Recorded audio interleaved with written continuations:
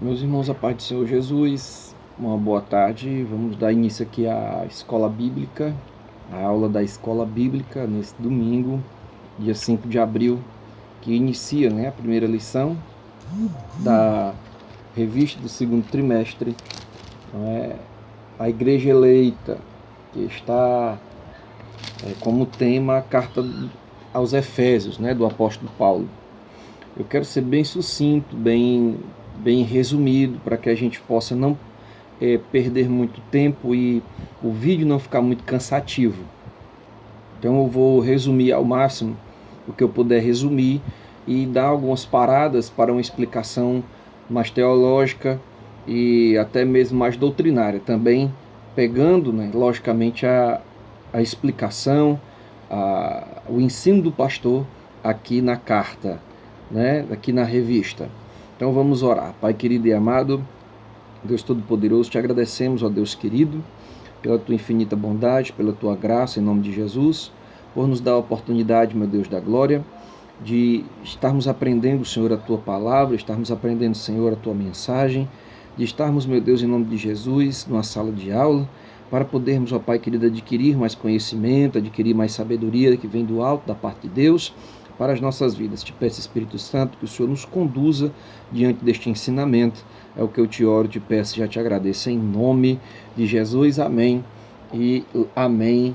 Louvado seja Deus. Então a carta aos Efésios dá o início da saudação aos destinatários. O texto áureo está dizendo em Efésios 1 e 2, a vós graça e paz da parte de Deus nosso Pai e da do Senhor Jesus Cristo. A verdade prática nos diz que a Epístola aos Efésios revela o propósito eterno de Deus, a Igreja de Cristo. Certo? A leitura bíblica em classe está em Efésios capítulo 1, verso 1 e 2 e Atos 19, do 1 ao 7. Diz a palavra do Senhor: Paulo, apóstolo de Jesus Cristo, pela vontade de Deus, aos santos que estão em Éfeso e fiéis em Cristo Jesus. A vós graça e paz da parte de Deus nosso Pai e da do Senhor Jesus Cristo. Atos 19, verso 1. Sucedeu que enquanto Apolo estava em Corinto, Paulo, tendo passado por todas as regiões superiores, chegou a Éfeso e, achando ali alguns discípulos, disse-lhes: recebestes vós já o Espírito Santo quando crestes? E eles disseram-lhe: nós nem ainda ouvimos que haja Espírito Santo. Perguntou-lhes então: em que sois batizados? Eles disseram: no batismo de João. Mas Paulo disse: certamente João batizou com o batismo de arrependimento, dizendo ao povo que cresce no que após ele havia de vir, isto é, em Jesus Cristo. E os que ouviram foram batizados em nome do Senhor Jesus. E impondo-lhes Paulo as mãos, veio sobre eles o Espírito Santo, e falavam línguas e profetizavam. Estes eram ao todo uns 12 discípulos, louvado seja Deus. Então nós temos 3 tópicos nesta revista, nesta aula. O primeiro tópico é apresentar a autoria e a data dessa carta, da epístola, identificar o segundo tópico, para quem foi dirigida a epístola aos Efésios, e o terceiro tópico é explicar o propósito da escrita, a mensagem contida na epístola, certo? Explicar qual é o propósito dessa mensagem, por que esta mensagem, o conteúdo desta mensagem, certo? A introdução vai nos falar que a epístola aos Efésios é denominada de a coroa dos escritos de Paulo e ainda também a rainha das epístolas. É considerada desta forma porque dentro da carta aos Efésios, nos 6 capítulos, nós temos vários ensinamentos do que a igreja precisa ser e de como a igreja precisa se comportar para poder, amados irmãos, estar fazendo a vontade de Deus. Então, é uma carta, vamos dizer, pequena, de 6 capítulos, mas de muita importância, de muita relevância para a vida nossa cristã. Nela, o propósito eterno, continuando a introdução, de Deus para a igreja está revelado por meio de Cristo Jesus. Nesta lição, nós estudaremos os aspectos introdutórios e as principais abordagens doutrinárias da epístola.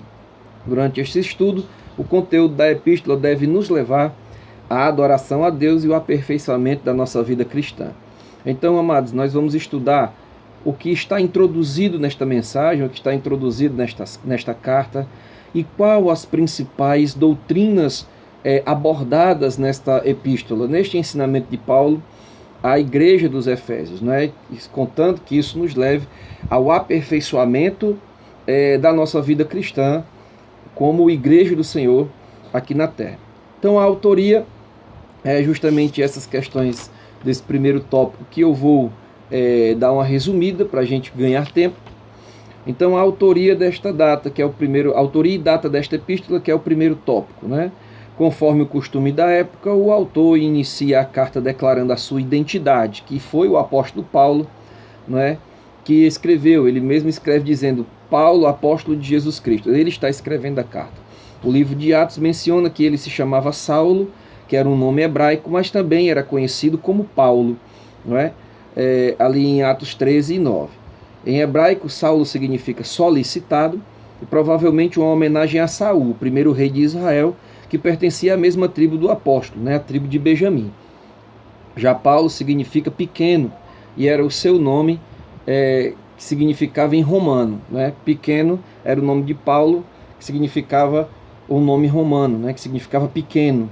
Então, Saulo, ao contrário de que muitos pregadores já falaram, né, Saul, quando Jesus pegou Paulo, Jesus transformou ele de uma forma tão tremenda que o seu nome Saulo significava grande, mas quando ele veio para a presença de Deus, ele foi chamado de Paulo, deixou de ser grande para ser pequeno. Não tem nada a ver uma coisa com a outra, né? O nome Saul, irmãos, é Shaul, em hebraico, certo? E significa solicitado. Solicitado por quê? Porque foi justamente na época dos juízes, depois Samuel, o primeiro livro e o segundo livro, o primeiro livro de Samuel, ele é dirigido, escrito na época dos juízes. Então Samuel, ele está ali representando Deus como juiz, sacerdote, e profeta. São as três funções de Samuel. Samuel já está ficando velho, já ficou velho, e os filhos de Samuel não andam na presença de Deus. O povo de Israel chegou para Samuel e disse: olha, os teus filhos não andam segundo conforme a palavra do Senhor.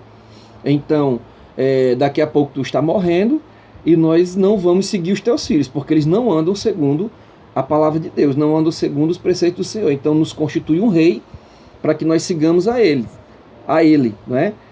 Isto fazendo também com que, assim como as outras nações que tinham um rei, eles fossem governados também por um rei. Autentica-se aí que o povo deixava de querer ser governado pelo Deus eterno e estava querendo ser governado pelo homem aqui na terra, né?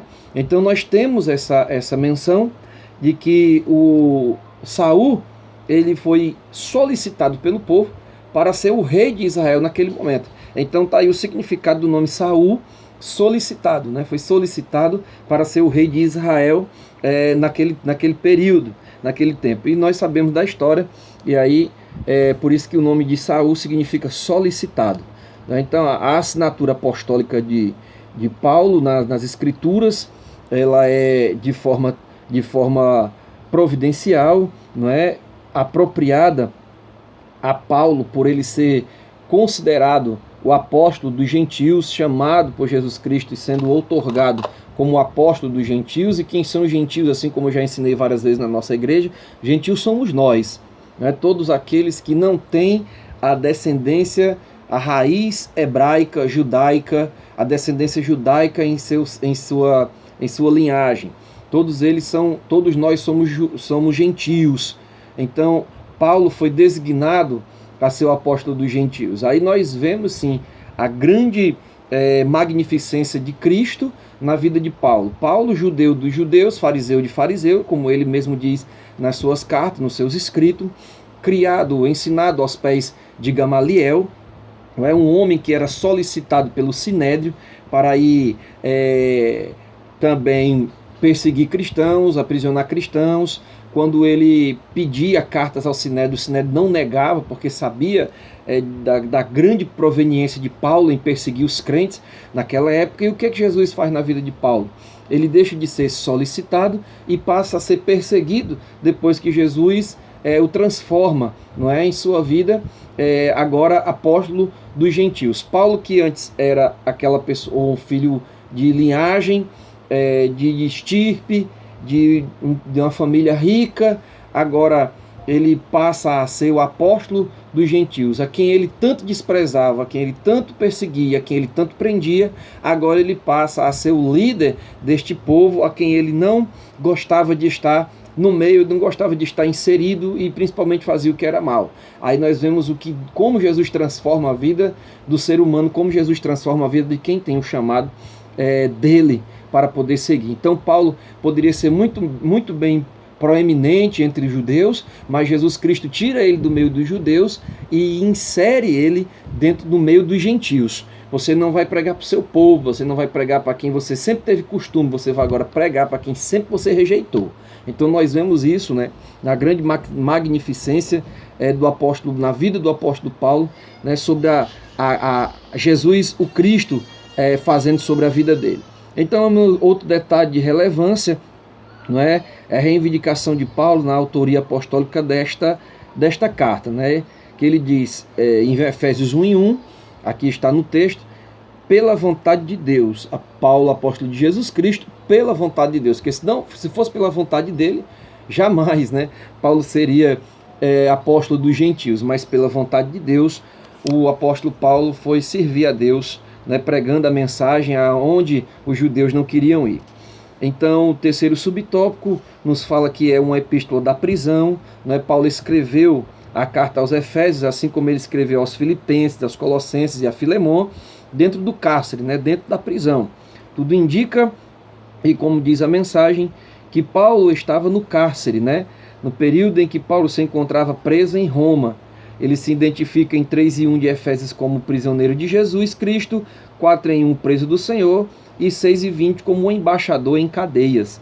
Então, por esta razão, Paulo nos dá essa grande e maravilhosa mensagem, mesmo ele estando preso, ele estando encarcerado, ele edifica a igreja do Senhor através da carta, né? Ele edifica a igreja do Senhor através da mensagem. Isso também nos dá, irmãos, a importância de prestarmos atenção no que está acontecendo nos dias de hoje. Mesmo estamos dentro de casa, com as portas da igreja fechadas, isso não é um cárcere, né? Para muitos de nós está parecendo um cárcere, mas isso não nos impede de pregar o evangelho, isso não nos impede de levar a palavra de Deus, e hoje principalmente também por conta, irmãos, das redes sociais, não nos impede de clamar ao Senhor, não nos impede de levar a mensagem do evangelho de forma alguma, assim como está sendo levada aos irmãos no nome de Jesus. Então esta autoria, né, a epístola foi escrita na prisão quando Paulo estava encarcerado. A data desta carta escrita está mais ou menos baseada no ano de 60 a 62 depois de Cristo.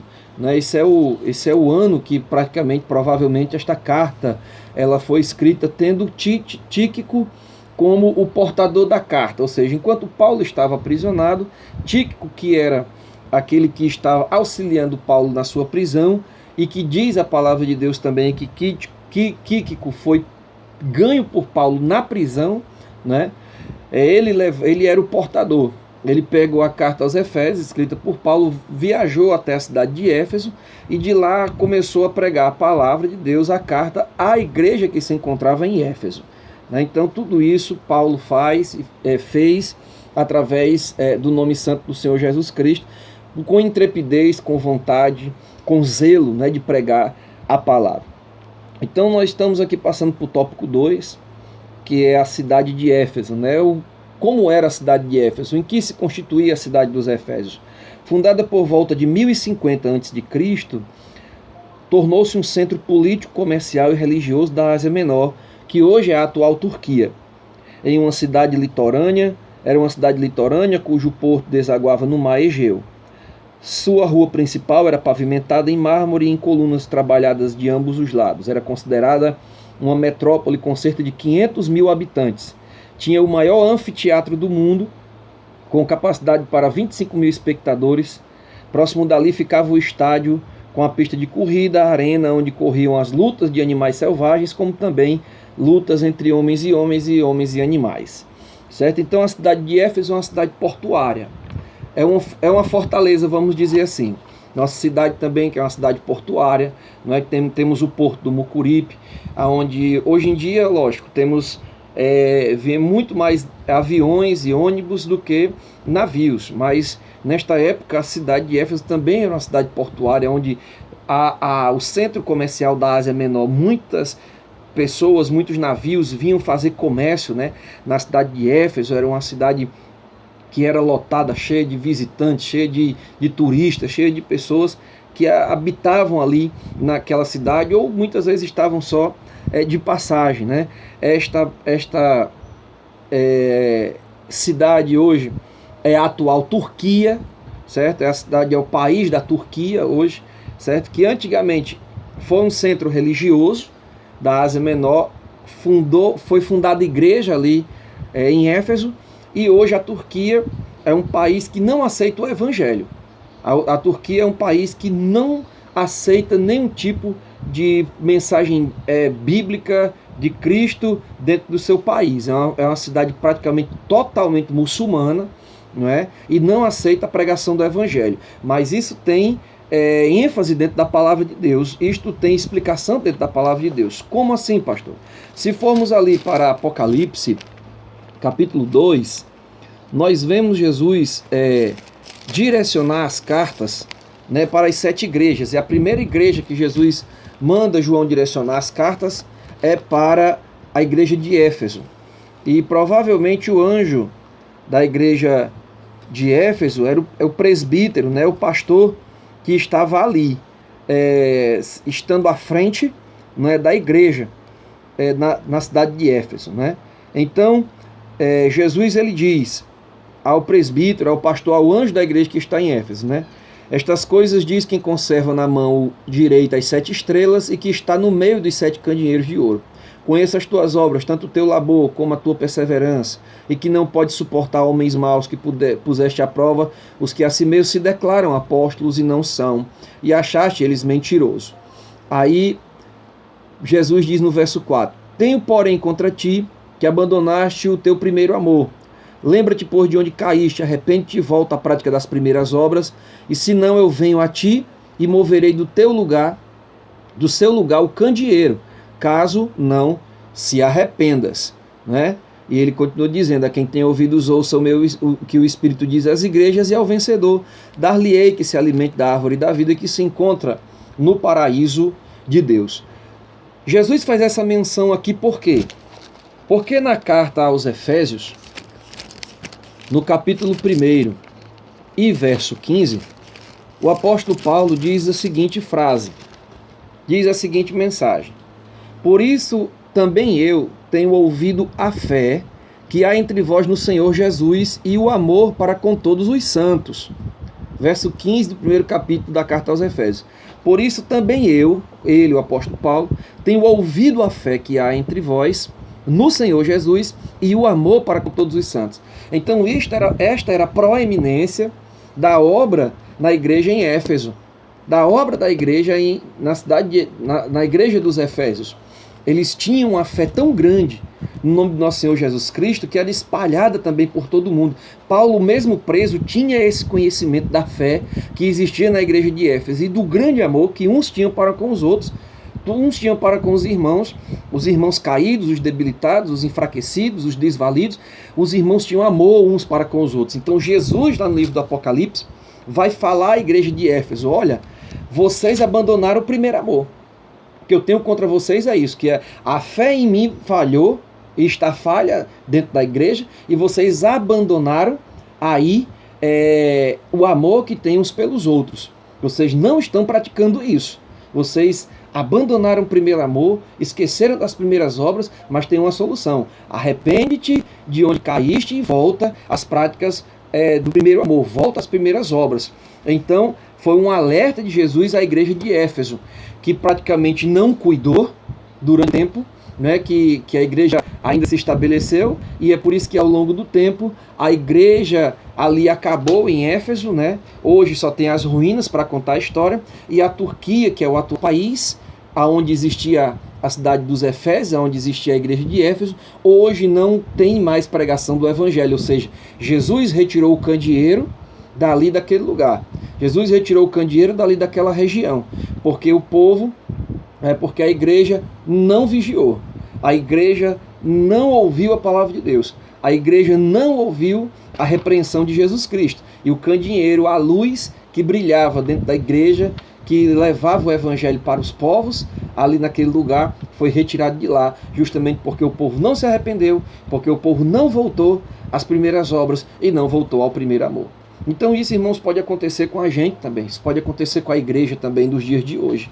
Isso pode acontecer, isso é um alerta para as nossas vidas, que pode acontecer conosco, em nome de Jesus. Então vamos ficar atentos para que nós não possamos perder o primeiro amor, perder as primeiras obras, que a luz de Cristo não saia das nossas vidas, não seja retirada esta luz de nossas vidas, pois ainda somos a luz do mundo no meio dessas trevas que nós estamos enfrentando. A religiosidade em Éfeso é o segundo subtópico. A cidade abrigava o templo da rainha Artemis, que era a deusa Diana, a rainha dos Efésios. A economia da cidade dependia dos turistas, logicamente, dos comércios que eram feitos na cidade, mas também a fonte de renda era o comércio de nichos de prata vendidos no templo da rainha Artemis, da rainha Diana. E por esta razão os moradores ficaram alarmados com a pregação de Paulo contra a idolatria. Esses nichos que se vendiam ali no templo da rainha Diana eram imagens da rainha Diana, eram objetos da rainha Diana, com imagens ou alguma coisa que levasse a adoração a esta pseudo rainha, a esta imagem de escultura. Então, irmãos, esta situação também é nos dias de hoje. As imagens vendidas, os objetos vendidos como escapulário, como imagens pequenas de santos, entre aspas, de santos, imagens pequenas de padroeiros, de padroeiras, são vendidas aí à torta e à direita nos comércios, são vendidas à torta e à direita na frente, na porta das igrejas, Os nichos também nos dias de hoje são o quê? Os terços, são os rosários, chamados assim. Então, amados, tudo isso era o comércio da época, que hoje também em alguns centros religiosos temos essa economia também e esta fonte de renda para essas pessoas. Foi um alarme quando Paulo chegou em Éfeso pregando que não se precisava disso, pregando que Jesus Cristo era único e suficiente, que todas as pessoas não precisariam de forma alguma de estar comprando objetos para exercer sua fé, mas que simplesmente confiassem no nome de Jesus Cristo para poder estabelecerem a fé verdadeira e autêntica no Senhor. Em Atos dos Apóstolos, capítulo 19, verso 27, nós vamos ver esse alarme, do povo em Éfeso, que diz o seguinte, a palavra de Deus: não somente há perigo na nossa profissão cair em descrédito, como também o de o próprio templo da grande deusa Diana ser estimado em nada e ser mesmo destruída a majestade daquela que toda a Ásia e o mundo adoram.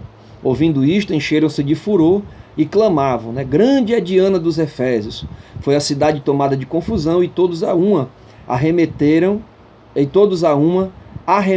para o teatro e arrebatando os macedônios, Gaio e Aristarco, companheiros de Paulo. Esses homens, assim como Paulo, estavam pregando ali naquele anfiteatro para 25 mil pessoas ouvindo a pregação do Evangelho, ouvindo a palavra de Deus. Aí de repente o apóstolo Paulo começa, no meio da sua pregação, disse: olha, essas imagens de escultura, esses nichos, esses santinhos, essas medalhinhas que estão vendendo aí fora, não é preciso comprar isso para autenticar sua fé. Aquele que já morreu e ressuscitou, nós só precisamos dele, a autenticação na fé nele, no nome de Jesus. Não precisamos vender, não precisamos comprar para poder termos a fé verdadeira, para poder termos uma fé autêntica. Basta crer no Senhor Jesus Cristo.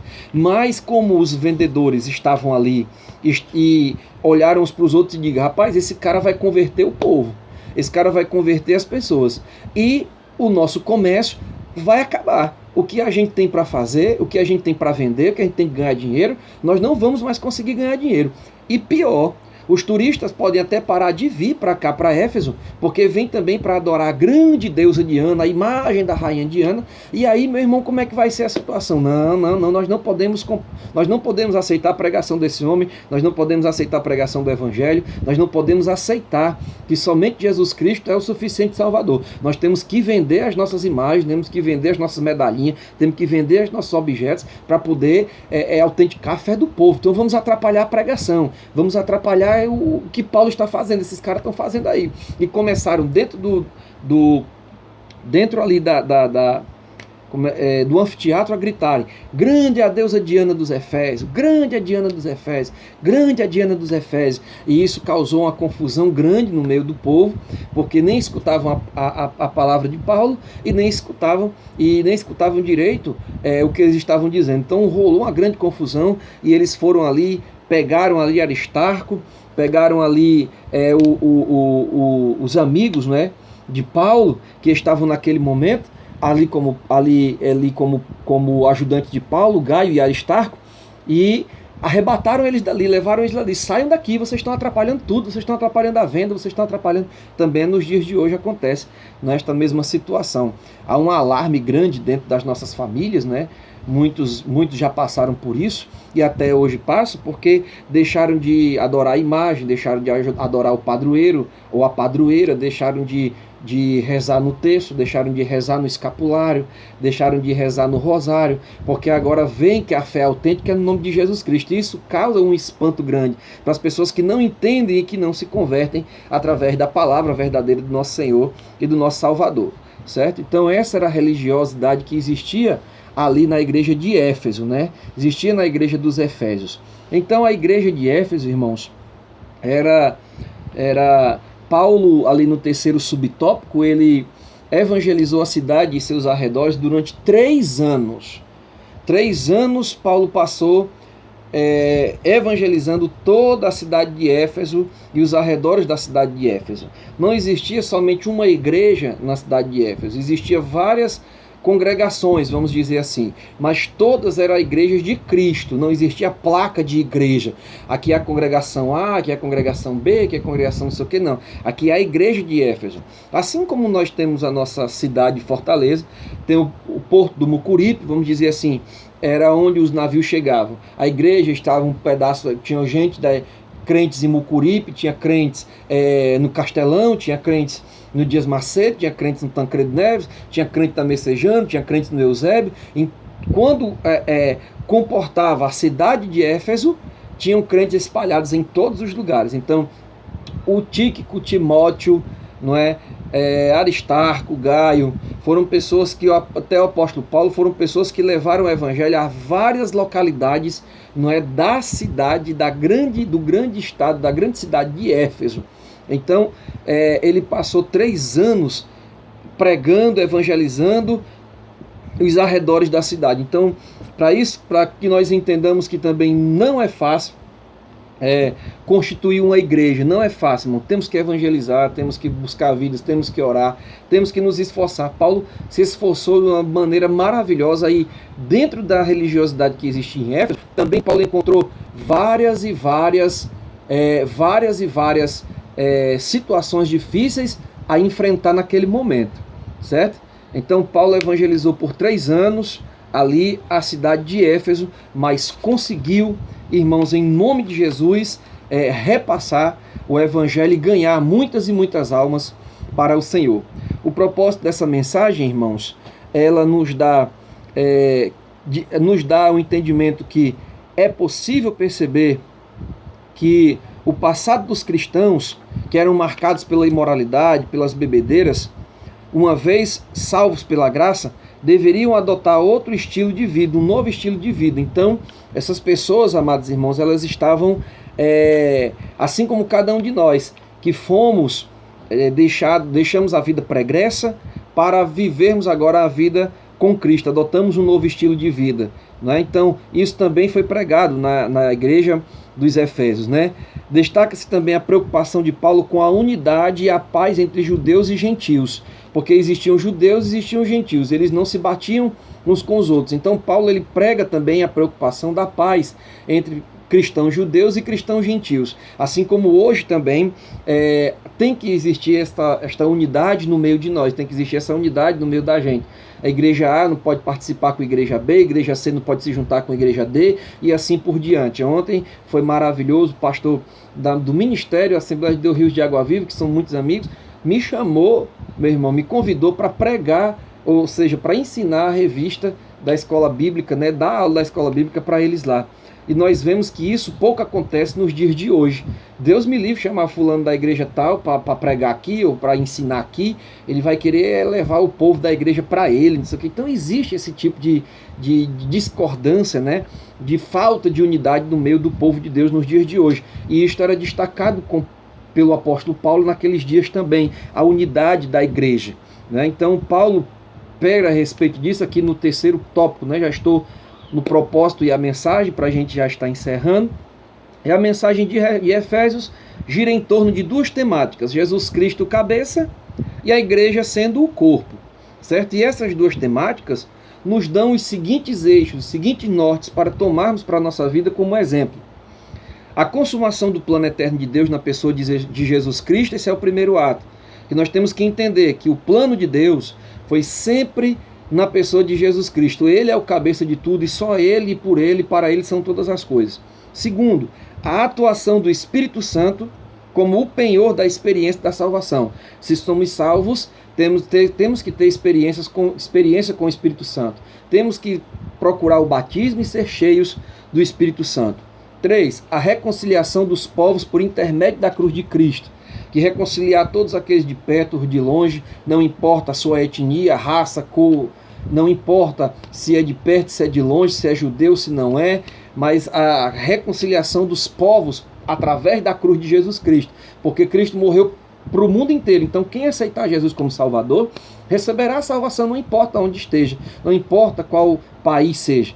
4. A revelação do mistério da vontade de Deus por obra do Espírito Santo, ou seja, conhecemos a obra de Deus quando temos como nosso guia, como nosso intercessor. Só podemos saber da revelação da obra do Senhor quando temos o Espírito Santo como nosso intercessor.